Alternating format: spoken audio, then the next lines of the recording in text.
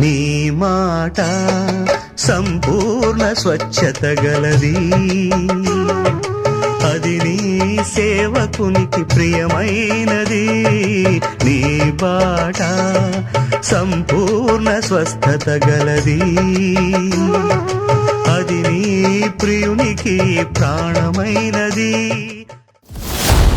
అయ్యో, ఎంతకాలము ఈ శ్రమ, ఎంతకాలము ఈ రోగము, ఎంతకాలము ఈ సమస్య, ఎంతకాలము ఈ దుఃఖము, ఎంతకాలము ఈ దరిద్రము, ఎంతకాలము ఈ నష్టము, మరి ఎంతకాలము ఈ నరకము. ప్రియులారా, భయపడకుము, ఈ వాక్యమే నిన్ను బ్రతికించును, వాక్యమే నిన్ను స్వస్థపరచును, వాక్యమే నిన్ను బలపరచును, వాక్యమే నీకు నెమ్మదినిచ్చును, వాక్యమే నిన్ను విడిపించును, వాక్యమే నిన్ను నిత్యత్వానికి నడిపించును. ఆ వాక్యమే ఈ స్వచ్ఛమైన వాక్యము. Praise the Lord. దేవుని నామమునకు మహిమ కలుగునుగాక. మన ప్రభు అయిన యేసుక్రీస్తు ఘనమైన నామములో ఈ స్వచ్ఛమైన వాక్యం అనే కార్యక్రమాన్ని వీక్షిస్తున్న మీ అందరికీ శుభములు తెలియజేస్తున్నాను. మీ అందరికీ అడ్వాన్స్డ్గా క్రిస్మస్ శుభాకాంక్షలు మీ అందరికీ తెలియజేస్తున్నాను. బాగున్నారు కదా? ఈ కార్యక్రమాన్ని చాలామంది వీక్షిస్తూ ఉన్నారు, చాలా సంతోషం.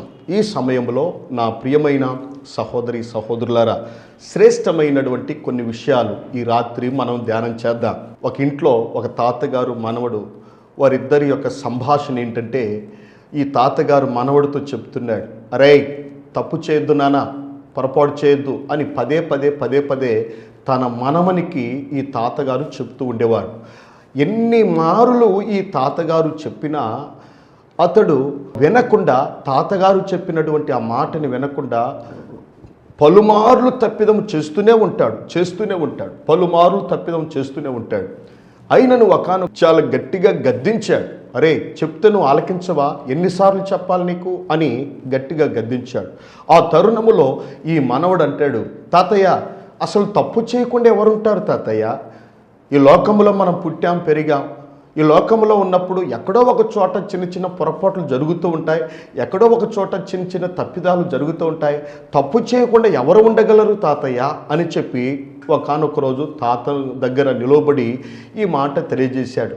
ఏరా ఎదురు చెప్తున్నావు అని ఒక నిమిషం ఆలోచన చేశాడు ఈ తాతగారు. నిజమే కదా, తప్పు చేయకుండా ఈ లోకంలో ఎవరైనా ఉండగలరా? పాపము చేయకుండా ఈ లోకంలో ఎవరైనాను ఉండగలరా అని ఒక నిమిషం ఆలోచన చేయటం ప్రారంభించాడు.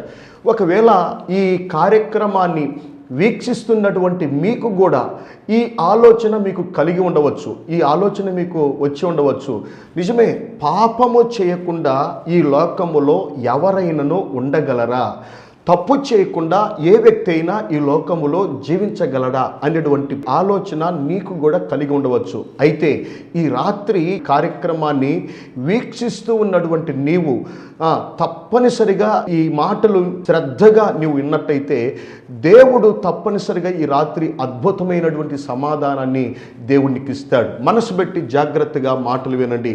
ఒకానొక రోజు యేసుక్రీస్తు ప్రభువారి యొద్దకి కొంతమంది ఒక వ్యభిచారము చేత పట్టబడినటువంటి ఒక స్త్రీని తీసుకొని వచ్చి అయ్యా ఇదిగో ఈమె వ్యభిచారము చేత పట్టబడింది, ధర్మశాస్త్ర ప్రకారముగా ఈమె మీద రాళ్ళు రువి చంపమని ఉన్నది కదా అని చెప్పి ఆయన మీద నేరము మోపవలనని ఆమెను ఆయన యొద్దకు తీసుకొని వచ్చారు. అయితే యేసుక్రీస్తు ప్రభువారు అద్భుతమైనటువంటి సమాధానం చెప్తాడు. ఏంటో తెలుసా?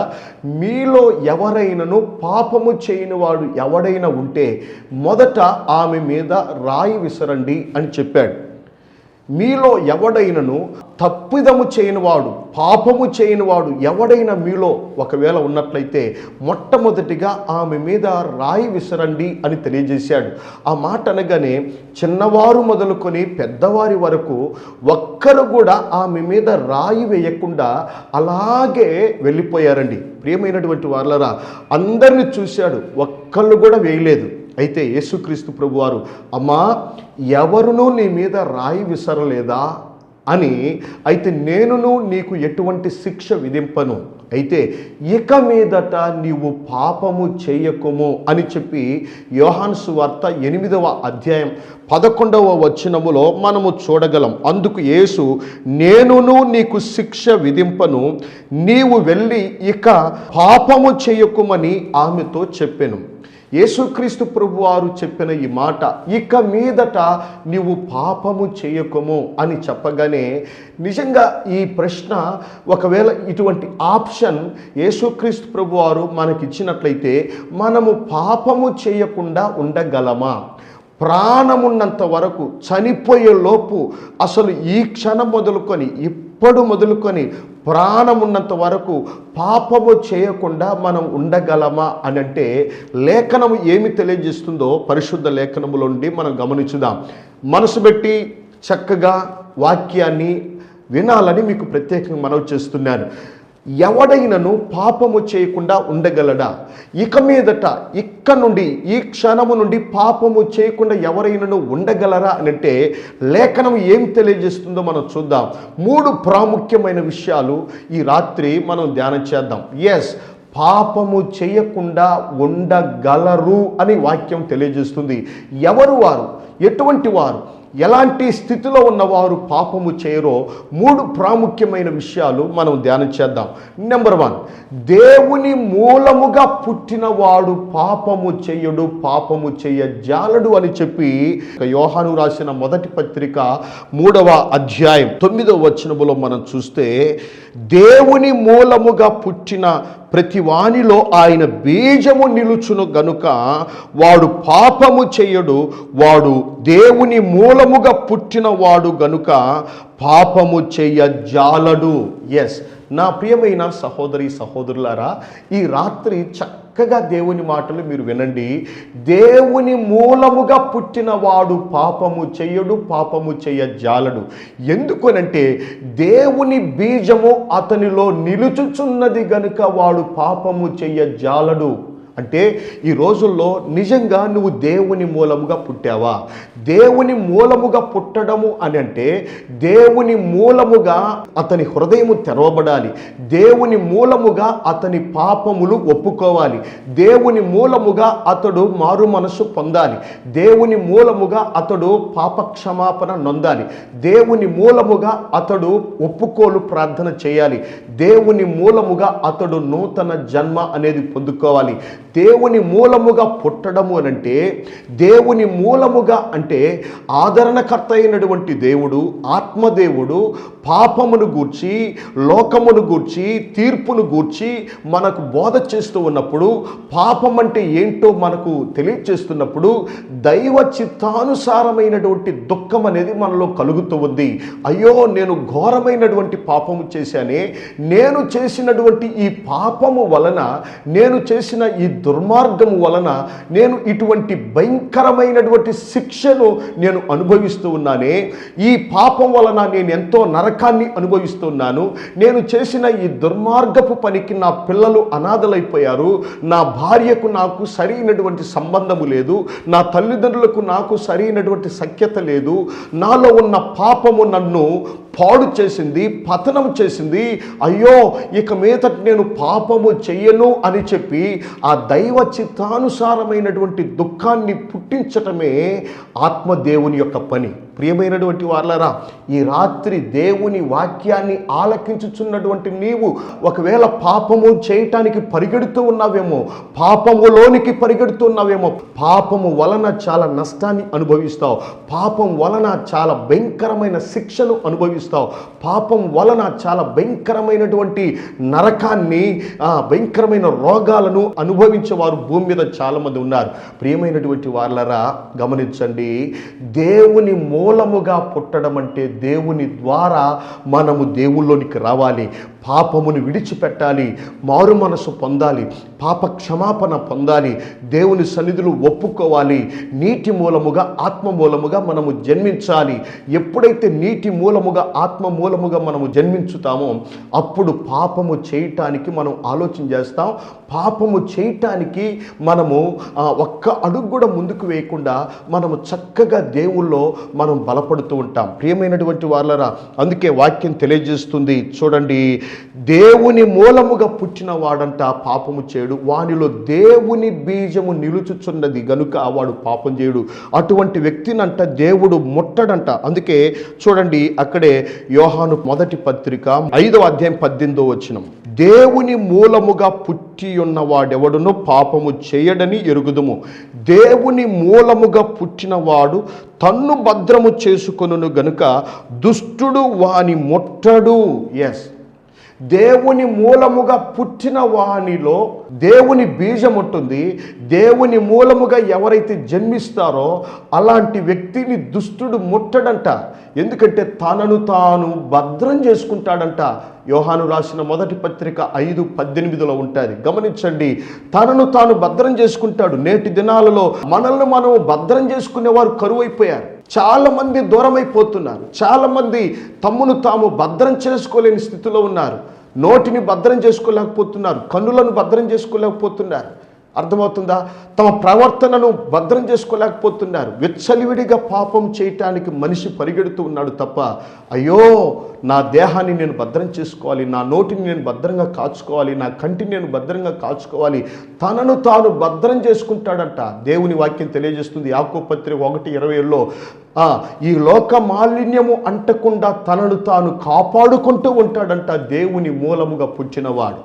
దేవుని మూలముగా పుట్టినవాడు దుష్టుడు వానిని ముట్టడు, వాడు పాపము చెయ్యడు, పాపము చెయ్యజాలడు. కాబట్టి మొదటిగా దేవుని మూలముగా పుట్టడం అంటే దేవుని ద్వారా హెచ్చరించబడి, దేవుని ద్వారా పాపములను ఒప్పుకొని, దేవుని ద్వారా మారు మనసు పొంది, పాప క్షమాపణ నొంది, పశ్చాత్తాప్తులమై మనము బ్యాప్తిస్మము ఎప్పుడైతే మనము తీసుకుంటామో అప్పుడు ఖచ్చితంగా మనలో దేవుని బీజం అనేది మనలో ప్రవేశిస్తుంది. దేవుని బీజం అనేది మనలో ప్రవేశించటం వలన దేవుని స్వభావం అనేది మనలోనికి వస్తుంది. పాప స్వభావాన్ని వదిలేస్తాం, దేవుని స్వభావం అనేది మనలోనికి ప్రవేశిస్తుంది. ఒక మాట చెప్పనా, అసలు పాపం అంటే ఏంటో తెలుసా? సిన్ అనేటువంటి పదం మనకు బైబిల్లో మనం చూస్తూ ఉంటాం. Sin, SIN, sin. సిన్ అంటే ఒక ఆయన అర్థం చెప్తాడు. సిన్ అని అంటే SIN, సిన్ అంటే Satan in nature. Satan in nature అంటే స్వభావములో సాతానుడు ఉండుట పాపం. ఈరోజు నా స్వభావములో సాతానుడు ఉంటే అది పాపం, నా స్వభావములో దేవుడు ఉంటే అది పాపము కాదు, అది దేవుని స్వభావం. That is the seed of God. దేవుని యొక్క స్వభావం, దేవుని యొక్క విత్తనం. ప్రియమైనటువంటి వాళ్ళారా, దేవుని బీజం అనేది నాలో ఉన్నట్లయితే దుష్టుడు నన్ను ముట్టడు, దుష్టుడు నన్ను తాకలేడు. దేవుని మూలంగా పుట్టినటువంటి నాలో ఆ పాపము చేయటానికి నేను ప్రయత్నం చేయను. కాబట్టి మొదటిగా దేవుని మూలముగా పుట్టినవాడు తనను తాను భద్రం చేసుకుంటాడు గనుక వాడు పాపము చేయడు, పాపము చేయజాలడు అని లేఖనాల ద్వారా మనం చూడగలం. రెండవదిగా, నిజమే, ఎవరు పాపము చేయకుండా ఉండగలరు? ఎవరు అసలు ఈ లోకములో ఎవడైనను పాపము చేయకుండా ఉండగలడా అని అంటే లేఖనం ఏం తెలియజేస్తుందో మనం చూద్దాం. రెండవదిగా, దేవుని యందు చూడండి, యోహాను రాసిన మొదటి పత్రిక 3వ అధ్యాయం 6వ వచనం చదువుదాం. రెండవది, ఆయన యందు నిలిచి ఉండువాడెవడును పాపము చేయడు. దేవుని యందు నిలిచియుండు వాడు ఎవడును పాపము చేయడు. మొదటిగా దేవుని మూలముగా పుట్టాలి. రెండవదిగా, దేవుని యందు నిలిచి ఉండాలి. నేటి దినాలలో దేవునిలో నిలిచి ఉండేవారు కరువైపోయారు, దేవునిలో నిలకడగా ఉండేవారు కరువైపోయారు. భక్తిలో నిలకడ, విశ్వాసములో నిలకడ, పరిశుద్ధతలో నిలకడ, ప్రార్థనలో నిలకడ, వాక్యములో నిలకడ, సంఘములో సహవాసములో నిలకడ. ఈ నిలకడ అనేటువంటి స్వభావం ఎప్పుడైతే మనకు ఉంటుందో మనం పాపము చేయము, పాపము చేయజాలం. ఈ రోజుల్లో మందిరములో నిలకడ లేదు, వాక్యములో నిలకడ లేదు, విశ్వాసములో నిలకడ లేదు, భక్తిలో నిలకడ లేదు, ప్రేమలో నిలకడ లేదు, పరిశుద్ధతలో నిలకడ లేదు. నిలకడలేని స్వభావమే మనల్ని ఏం చేస్తుందంటే పాపములో పడిపోయేటట్లుగా చేస్తూ ఉంది. దేవుని వాక్యం తెలియజేస్తుంది. యోహాను రాసిన మొదటి పత్రిక 3వ అధ్యాయం 6వ వచనం, ఆయన యందు నిలిచియుండు వాడెవడును పాపము చెయ్యడు. ఎస్, దేవుని యందు మనము నిలిచి ఉండాలి. అసలు దేవుని యందు నిలిచి ఉండడం అంటే ఏంటి అని చెప్పి మనం ఆలోచన చేస్తే చూడండి, అక్కడే యోహాను రాసిన మొదటి పత్రిక 2వ అధ్యాయం 5-6 వచనం, ఆయన వాక్యము ఎవడు గైకొనునో వానిలో దేవుని ప్రేమ నిజముగా పరిపూర్ణమాయను.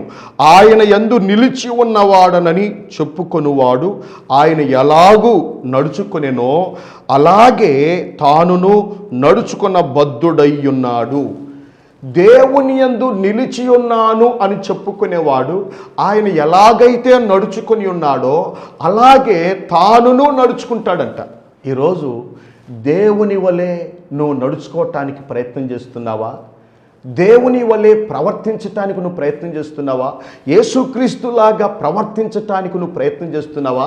యేసుక్రీస్తులాగా జీవించటానికి మనం ప్రయత్నం చేస్తున్నామా? క్రిస్టియన్ అంటే క్రైస్తవుడు అని అంటే those who are in Christ, క్రీస్తులో ఉన్నవాడే క్రైస్తవుడు.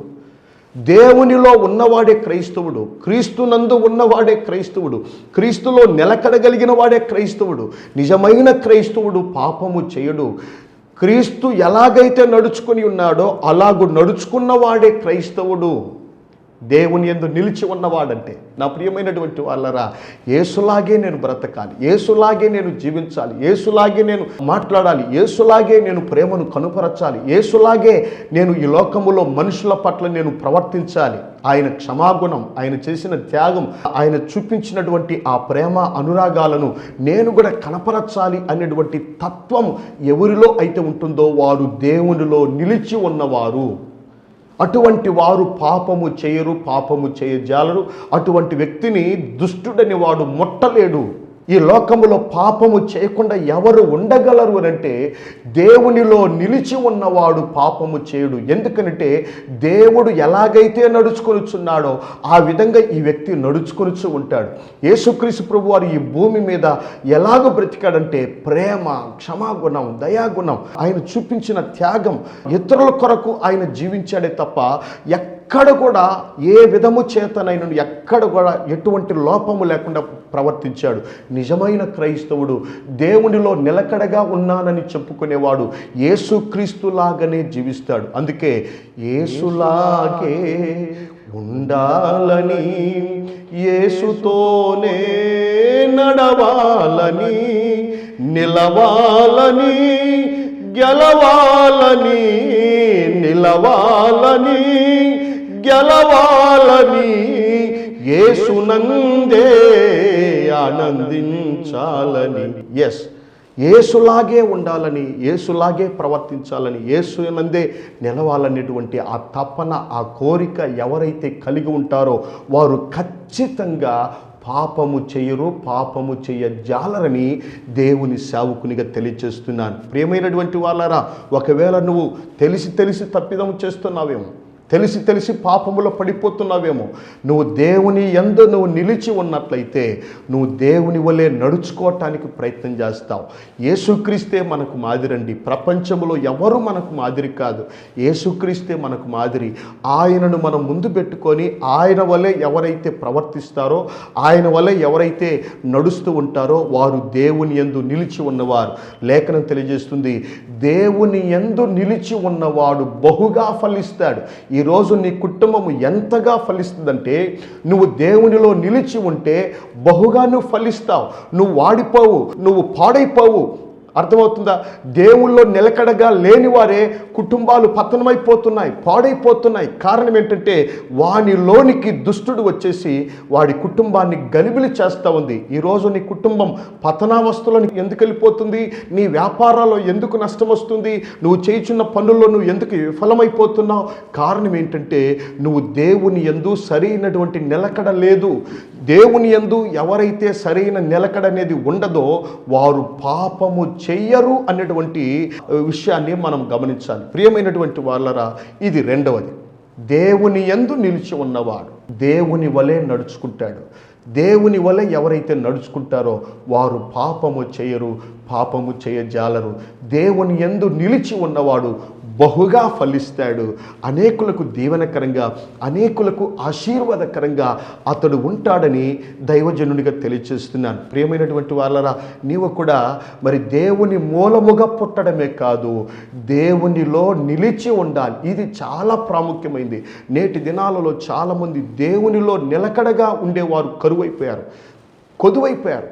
లేస్తే పడిపోతూ ఉన్నారు, మరలా లోకంలో పడిపోతున్నారు, మరలా లోక సంబంధమైన కోరికల్లో పడిపోతున్నారు. ఏంటి బ్రదర్ అంటే, ఏం బ్రదర్ ఉండలేకపోతున్నాను బ్రదర్, నిలకడగా ఉండలేకపోతున్నాను బ్రదర్, నా కోసం ప్రార్థన చేయండి అంటారు. నువ్వు దేవుని యందు నువ్వు నిలకడగా ఉండాలి, నువ్వు ధైర్యం తెచ్చుకోవాలి, నిన్ను నువ్వు భద్రపరుచుకోవాలి. ఎప్పుడైతే దేవుని మందిరానికి రెగ్యులర్గా వచ్చి వాక్యాన్ని ఎక్కువగా నువ్వు వింటూ ఉంటావో, ప్రార్థనలో ఎక్కువగా గడుపుతూ ఉంటావో, సహవాసములో సంఘములో ఎక్కువగా సమయాన్ని ఎప్పుడైతే గడుపుతూ ఉంటావో, ఇంకా లోకముతో ఉన్నటువంటి ఆ సంబంధం తెగిపోతుంది. దేవునితోనూ దేవుని బిడ్డలతోనూ దేవుని సహవాసముతోనూ అద్భుతమైనటువంటి సంబంధం ఎదురైనప్పుడు ఇంకా పాపపు ఆలోచనలు పాపపు తలంపులు అనేవి మనకు కలగవు. అప్పుడు దేవుళ్ళో మనం నిలకడగా ఉంటాం, దేవుళ్ళో నిక్కచ్చిగా మనం ఉండగలం. ఎప్పుడైతే దేవుళ్ళో నిలకడగా ఉంటామో అప్పుడు మనం పాపం చేయం. పాపము చేయకుండా ఉండటం వలన మనం బహుగా ఫలిస్తాం, అనేకులకు దీవెనకరంగా ఉంటాం. మన పిల్లలు మన కుటుంబాలు చాలా వృద్ధిలోనికి వస్తాయి, బహుగా దీవించబడతాం. ప్రియమైనటువంటి వాళ్ళరా, ద్రాక్షావళిని నేను, తీగలు మీరు. ఎవడు నా యందు నిలిచి ఉండునో, ఎవడిని యందు నేను నిలిచి ఉండునో వాడు బహుగా ఫలించును అని చెప్పి యోహాను సువార్త 15వ అధ్యాయములో మనము చూడగలం. ప్రియమైనటువంటి వాళ్ళారా, గమనించండి, ఆయన యందు మనం నిలిచి ఉండాలి. ఇది రెండోది. మూడవ మాట మనం ధ్యానం చేద్దాం. ఎవడు పాపము చేయకుండా ఉండగలడు? ఎవరు అసలు పాపము చేయకుండా ఈ భూమి మీద ఎవడు ఉండగలడు అనే విషయాన్ని మూడవది మనం గమనించినట్లయితే 119వ కీర్తన 3వ వచనం మనం గమనిస్తే, వారు ఆయన మార్గములలో నడుచుకొనుచు ఏ పాపమును చెయ్యరు. ఎస్, ఏ పాపమును చేయరు, వారు ఆయన మార్గములలో నడుచుకొనుచు. ఎవరు వారు? యెహోవా ధర్మశాస్త్రమును అనుసరించి నిర్దోషముగా నడుచుకొని వారు ధన్యులు. ఆయన శాసనములను గైకొనుచు పూర్ణ హృదయముతో ఆయనను వెదకువారు ధన్యులు. వారు అంటే యెహోవా ధర్మశాస్త్రమునందు ఆనందించుచు దివారాత్రములు దేవునిని ధ్యానించువారు. అంతేకాదు ఆయన మార్గములో నడిచేవారు పాపము చేయరు. మూడవదిగా, దేవుని మార్గములో మనము నడవాలి, ఆయన మార్గములో మనం ప్రవర్తించాలి. అనేకులు మన యొద్దకు వచ్చి పలు రకాల మార్గాలు మనకు చూపిస్తారు. మన ఎదుగుదల కొరకో, మన అభివృద్ధి కొరకో, మన ఆశీర్వాదం కొరకో రకరకాలుగా అనేక మంది మనకు సలహాలు ఇస్తూ ఉంటారు. ఎవరి సలహాలు మనకు అనవసరం. దేవుడు నీకు చక్కని ఆలోచన దేవుడు నీకు ఇస్తాడు. దేవుడు అద్భుతమైనటువంటి మార్గాన్ని దేవుడు మీకు చూపిస్తాడు. ఎవరు ఈ లోక సంబంధమైనటువంటి ఆలోచనల ప్రకారంగా నువ్వు ప్రవర్తించటం కాదు, దేవుడిచ్చినటువంటి ఆలోచన ప్రకారంగా దేవుడు చూపించిన మార్గములో ఎప్పుడైతే మనము నడుచుకుంటామో మనం పాపము చేయం. ఆయన మార్గములో నడుచుకున్నవాడు పాపము చేయడు అని లేఖనం తెలియజేస్తుంది. నువ్వు దేవుని మార్గములో నడుస్తున్నావా? దేవుని మూలముగా పుడుతూ ఉన్నారు, దేవునిలో నిలిచి ఉన్నారు. మూడవదిగా, దేవుని మార్గములో నడవాలి. ఎవరైతే దేవుని మార్గములో నడుస్తారో వారు పాపము చేయరు. మన మార్గమే సరైనటువంటి మార్గం, చక్కని మార్గం. అది యేసుక్రీస్తు అనే మార్గం. అందుకే నేనే మార్గమును సత్యమును జీవమును అని యేసుక్రీస్తు ప్రభువారు ఆయనే మనకు అద్భుతంగా తెలియచేస్తూ ఉన్నాడు. అర్థమవుతుందా? నేనే మార్గమును సత్యమును జీవమును. నా మార్గములు ఎవరైతే నడుస్తూ ఉంటారో వారు పాపము చేయరు. దేవుని మార్గములో మనం నడవాలి. కానీ నేటి దినాల్లో కొంతమంది ఎలా ఉన్నారంటే, వాని దృష్టికి వాని మార్గం సరి అయినదిగా కనబడుద్ది, కానీ చివరికి ఆ మార్గం వానిని త్రోవ తప్పిస్తుంది. ఆ మార్గం వాన్ని మరణానికి నడిపిస్తుంది. ఒకవేళ నువ్వు నడిచే మార్గం నీకు కరెక్ట్గా అనిపించవచ్చు, నువ్వు వెళ్ళే మార్గం నీకు సరిగా అనిపించవచ్చు, కానీ అదే నిన్ను మరణానికి నడిపిస్తుంది, అదే నిన్ను నరకానికి నడిపిస్తుంది, అదే నిన్ను భయంకరమైనటువంటి నష్టములోనికి నడిపిస్తుంది. నువ్వు వెళ్ళే మార్గము కాదు. దేవా, నీ మార్గము నాకు బోధించయ్యా, నీ మార్గము నాకు చూపించయ్యా, నీ మార్గములో నడుచున్నట్లు నాకు సహాయం చేయ, నీ మార్గములో బ్రతుకున్నట్లు నాకు సహాయం చేయ, నీ మార్గములో నడవాలని నేను ఆశపడుతున్నానయ్యా అని ఎప్పుడైతే నువ్వు దేవుని సన్నిధిలో అడుగుతావో ఖచ్చితంగా దేవుడు నీకు అద్భుతమైనటువంటి మార్గం, ఆ మార్గమే యేసుక్రీస్తు. యేసుక్రీస్తు అనేటువంటి ఆ మార్గములో నువ్వు ఎప్పుడైతే నువ్వు నడుస్తావో ఖచ్చితంగా దేవుడు నిన్ను బహుగా దీవిస్తాడు. అసలు నువ్వు పాపం చేయవు. ఇంకా ఆ మార్గములో ఉన్నప్పుడు పాపము చేయాలనే తలంపు కూడా నీకు కలగదు, పాపము చేయాలనే ఆలోచన కూడా నీకు కలుగదు. దేవుని మార్గములో నడిచేవాడు దైవికంగా ఉంటాడు. దైవికమైన ఆలోచనలు, దైవికమైనటువంటి ఆ తలంపులు అతనికి కలుగుతాయి. దైవికమైనటువంటి పనులు అతను చేస్తాడు. దేవుని మార్గములో నడవాలి. దేవుని మార్గములో నడిచేవాడు దేవుని వాక్యానుసారంగా జీవిస్తాడు, దేవుని వాక్యానుసారంగా బ్రతుకుతాడు, దేవుని వాక్యానుసారంగా జీవిస్తాడు.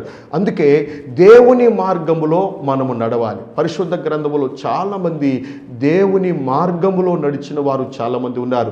అందుకే వారు బహుగా దీవించబడ్డారు, బహుగా ఆశీర్వదించబడ్డారు. మనము కూడా నేటి దినాలలో దేవుని మార్గాన్ని మనం ఎన్నుకోవాలి. పరిశుద్ధ గ్రంథంలో మేలు కలుగు మార్గమేదో అడిగి అందులో మీరు నడుచుకొనుడి అని చెప్పి ఇర్మియా గ్రంథములో మనము చూడగలం. ఇర్మియా గ్రంథంలో ఒక మాట ఉంటుంది, మేలు కలుగు మార్గమేదో అది అడిగి నువ్వు తెలుసుకో, దానిలో నువ్వు నడుచుకుంటే నీకు నెమ్మది కలుగును అని చెప్పి లేఖనం తెలియజేస్తుంది. అది మేలు కలిగేటువంటి మార్గం, జీవ మార్గం, నిత్యత్వానికి నడిపించే మార్గం. ఆ మార్గములో మనము ప్రయాణం చేసినట్లయితే, ఆ మార్గములో మనం నడిచినట్లయితే మనం సేఫ్ జోన్లో ఉంటాం. అలా కాకుండా దుష్టుల ఆలోచన చొప్పున నడవటం, పాపుల మార్గమున నిలవటం, అపహాసకులంటే ఎగతాళి చేసే వారి మధ్య కూర్చొని ఉంటే మన జీవితాలు పాడైపోతాయి. అలాగూ కాకుండా వారికి మనం కంప్లీట్గా వేరైపోవాలి.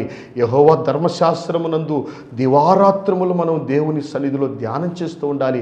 వాక్య ప్రకారంగా నడుచుకొని మనం ముందుకు సాగితే దేవుడు అద్భుతమైనటువంటి విజయాన్ని దేవుడు మనకు ప్రసాదిస్తాడు. కనుక మూడవది, దేవుని మార్గములో మనము నడుచుకుంటే, ఆ మార్గములో నడుచుకునేటటువంటి వారు చూడండి, పరిశుద్ధ గ్రంథములో అబ్రహాం అంట దేవుని మార్గములో నడుచుకునేటువంటి వాడంట. ఆదికాండం 18:19 ఉంటుంది, అబ్రహాము తన కుటుంబం అంతయు దేవుని మార్గములో నడుచుకునేను గనుక అబ్రహాము ఈ భూమి మీద అత్యధికంగా దీవించబడ్డాడు.